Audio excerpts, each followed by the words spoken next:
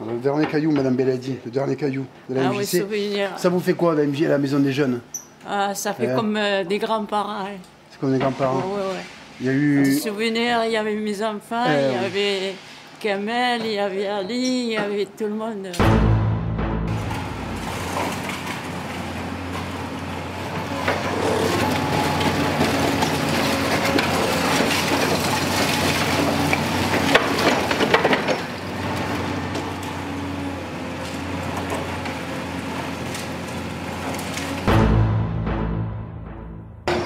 Cette pièce-là, ça me rappelle un souvenir de plus de 40 ans.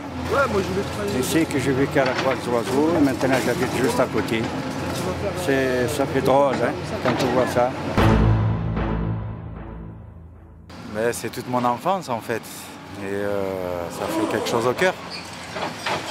C'est les premières réunions entre gosses, les premiers spectacles, les premières vacances. Voilà quoi, ça fait un petit peu d'émotion. C'est dommage qu'ils nous enlèvent le centre de la MJC. Et ça fait, j'ai vu mes enfants, ils ont tous grandi ici. Ils ont fait des sorties, on a fait tous des sorties, famille nombreuse. Franchement, ça fait mal au cœur de voir partir la Croix des Oiseaux. Ah, la MJC, c'est beaucoup de souvenirs. C'est une époque qu'on ne peut pas oublier. Surtout qui nous ont beaucoup appris. Donc finalement, ça reste dans notre culture, ça reste dans notre, si je peux le dire ainsi, dans notre savoir, dans notre acquis. Donc c'est avec beaucoup d'émotion que j'ai appris qu'ils vont le détruire aujourd'hui. Voilà. Je pense qu'il n'y a pas beaucoup de choses à dire, si ce n'est les émotions. Voilà. On est forcément pris par ça.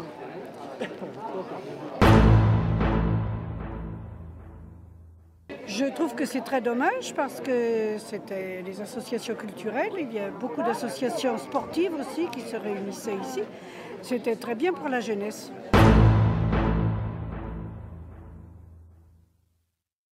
Moi j'ai un souvenir historique dans cette maison, dans cette MJC, puisqu'il y a eu une assemblée générale de la contestation du Festival 68 qui s'est tenue pendant les événements du festival où Gérard Gélas avait été interdit de jouer, ainsi que le Living Theatre de Julian Beck. Il y a eu une assemblée générale là, dans ces bâtiments, dans la salle de spectacle, qui a organisé la contestation du Festival 68. Donc c'est un lieu historique qui va disparaître, quoi.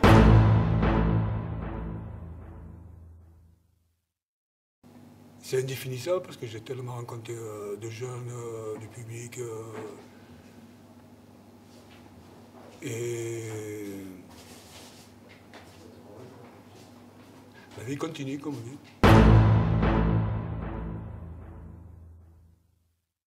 Regardez, j'habitais ici à l'époque. De ce côté aussi, ils ont démoli les 3 bâtiments. Et qu'est-ce qu'il nous restait? La MJC va nous démolir ça, c'est dommage. C'est dommage.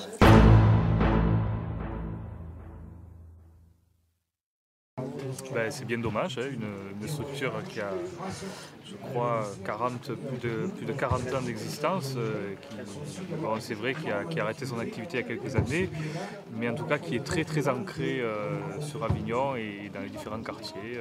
En tout cas, son histoire et le souvenir, je pense, va marquer la population.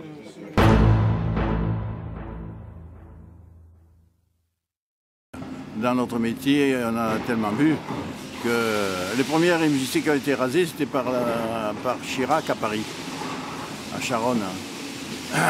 Bon, je vois que la tradition est maintenue, quoi, de leur côté.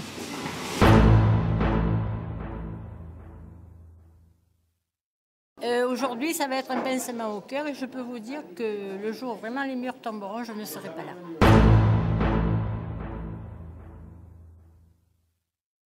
Moi, je suis arrivé à la MJC, j'avais 15 ans. J'arrivais des montagnes et puis j'ai découvert Avignon et la MJC pour prendre ma licence au club de foot.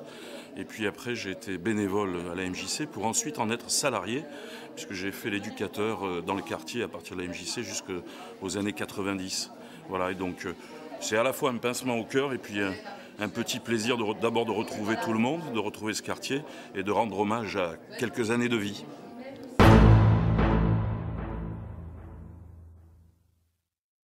la MJC, je trouve qu'elle a contribué vraiment à notre développement personnel. Je trouve qu'elle a contribué à notre développement à la fois social, intellectuel et culturel.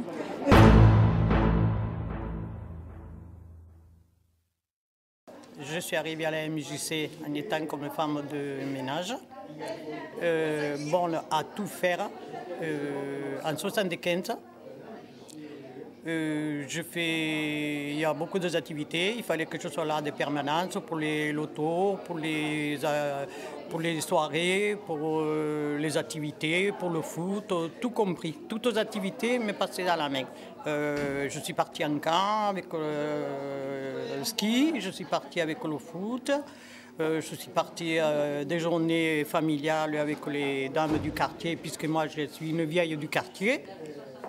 Bon, et je trouve que j'ai passé mes meilleures années avec eux, avec ma collègue et mon fils, disons que c'était mon chouchou. Et bon, voilà quoi. Et je regrette infiniment que la maison des jeunes elle a fermé parce que bon, les jeunes, c'est vrai que c'était un lieu de rencontre et puis ils s'y trouvaient bien. Malgré que moi, en 2 ans d'âge, j'ai balancé le balai à... Bon, voilà. Merci.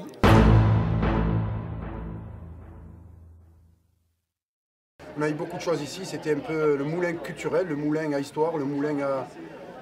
pas d'Alphonse Daudet, mais le moulin de la Croix des Oiseaux. En tout cas, merci beaucoup à toutes les âmes qui ont gravité ici.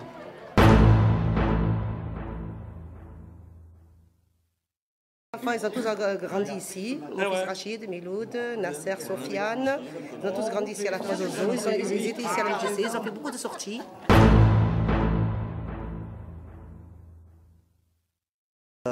Les murs vont disparaître, mais les souvenirs et l'amitié va rester à vie. Donc c'est ça qui est très important. Et là, on le voit aujourd'hui avec beaucoup de personnes qui sont arrivées un petit peu de partout, et notamment des anciens de ma génération que je suis content de revoir, que je n'avais pas vu depuis très longtemps. Donc de la MJC, et notamment de la MJC Foot.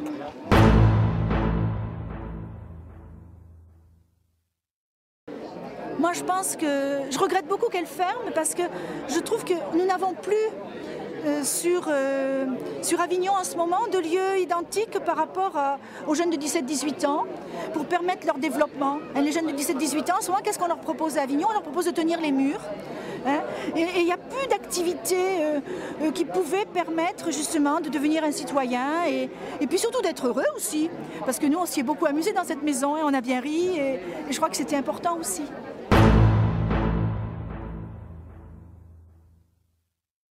C'est un constat, c'est que l'éducation populaire est plus que malade, elle disparaît en France.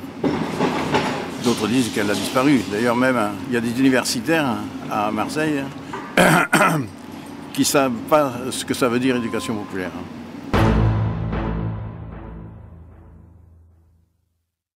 Et voilà, je ne vais pas dire c'est la fin, hein. Il y a toujours une fin à tout dans la vie. Hein. Voilà, c'est 20 ans de labeur, c'est 20 ans de service. C'est 20 ans d'exil culturel ici, parce que c'était aussi un grand pôle culturel ici. On a reçu Armand Gatti, on a reçu Nabili, l'Utopie.